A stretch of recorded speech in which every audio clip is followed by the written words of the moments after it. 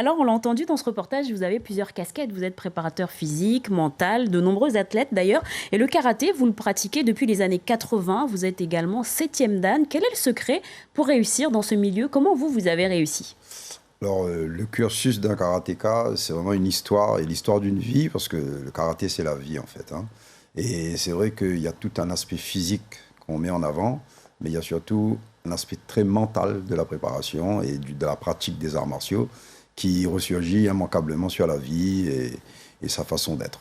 Et quel est le mental justement qu'il faut avoir lorsqu'on se rend à ces jeux, pour la première fois d'ailleurs? Alors en fait là, il faut dissocier un petit peu l'objectif de la compétition qui est la coupe, le combat, enfin les combats qu'on va faire et les équipes qu'on va rencontrer.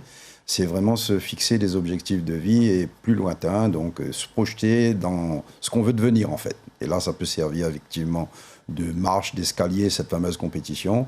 Mais si on se projette pour ce qu'on veut devenir, et ça c'est un petit peu le thème de travail quand on fait de la préparation mentale, on décale un petit peu la pression, on décale un petit peu les limites qu'on se met quand on est confronté à un adversaire pour pouvoir le dépasser et aller plus loin. Le karaté, c'est une discipline récente à Mayotte. Elle a été structurée vers les années 2000. Quel regard vous portez sur le niveau de cette nouvelle sélection-là? Alors, il faut savoir qu'avec Mayotte, c'est une histoire d'amour, puisqu'on est là depuis 2018 en collaboration étroite avec le comité départemental et M. Tostao Amada. Donc on est vraiment sur un sujet que l'on maîtrise bien en termes de progrès, puisqu'on a intervenu sur la formation des cadres, sur le passage de grade, de façon à justement structurer, donner le socle nécessaire au comité départemental pour travailler en autonomie. Donc c'est vraiment moi un regard d'un jardinier qui a semé des graines et qui vient regarder maintenant un petit peu la grandeur de l'arbre et ce qu'il donne comme fruit.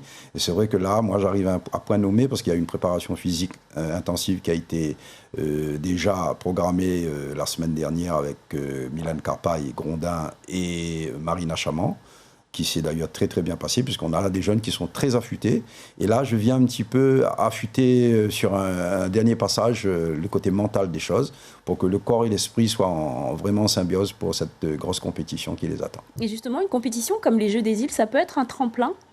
Alors c'est un tremplin, parce que pour nous, c'est une zone océan Indien sur laquelle on fonctionne, mais c'est vrai que ça permet d'affûter les combattants pour en faire des champions nationaux, voire intégrer l'équipe de France. Merci beaucoup Pierre Grondin d'avoir été